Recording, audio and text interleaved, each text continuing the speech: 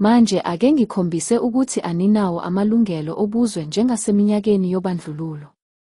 Ake sithi abantu bomdabu abamnyama banamalungelo obuzwe aqinisekiswe umthethosisekelo. Lona uyisisekelo sanoma yiliphi izwe emhlabeni.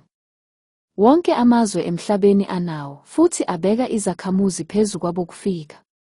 Kuyisisekelo sanoma yimuphi umthethosisekelo. Uma ngiqamba amanga, ake uthole izwe elingenawo ngaphandle kweNingizimu Afrika. Ake ngisebenzise isihlahla sezinqumo ukukhombisa iphuzu lami. Ingabe sinamalungelo obuzwe eNingizimu Afrika? Ungaphendula uthi yebo noma cha. Uma impendulo ingucha, kucacile ukuthi asinawo umthethosisekelo omuhle kunawo wonke emhlabeni ngoba awunawo amalungelo ezakhamuzi zezwe. Kulabo abaphendule uthi yebo, ikakhulukazi labo abamnyama abaphindaphinda izinto. Abazizwile eminyakeni edlulile bengazibuzi noma bengazihlaziya ngokujulile. Umbuzo wami uthi, manje njengoba sikhuluma, kungani abokufika besezikoleni zethu kodwa izingane zezakhamuzi zihlupheka ukuthola izikole ezweni lazo?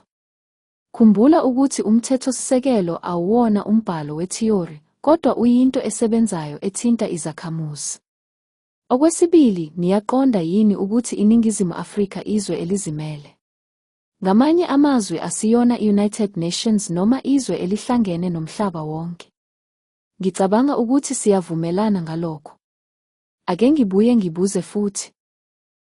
Uma ninamalungelo obuzwe, kungani izingane zabokufika zisezikoleni zaseNingizimu Afrika kuyilapho izingane zezakhamuzi zifunda ngaphansi kwezihlahla ezweni lazo uqobo? Lokhu kungenxa yokuthi eminyakeni edlule, uhulumeni we-ANC usebenzise umthethosisekelo ngendlela eyenze kwasuswa kancane kancane amalungelo enu njengezakhamuzi. Ngakho siyavuma ukuthi aninawo amalungelo obuzwe. Manje uma ninganawo amalungelo obuzwe, kufana nesikhathi sobandlululo.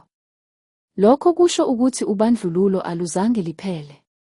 Kumele nivume ukuthi izingxoxo zaseCODESA, uMandela nethimba lakhe lama-askari, basikhohlisa thina izakhamuzi.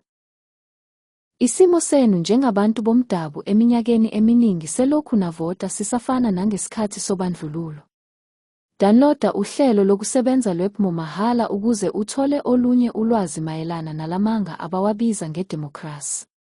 Ukubuka amavidiyo nakho kumahhala.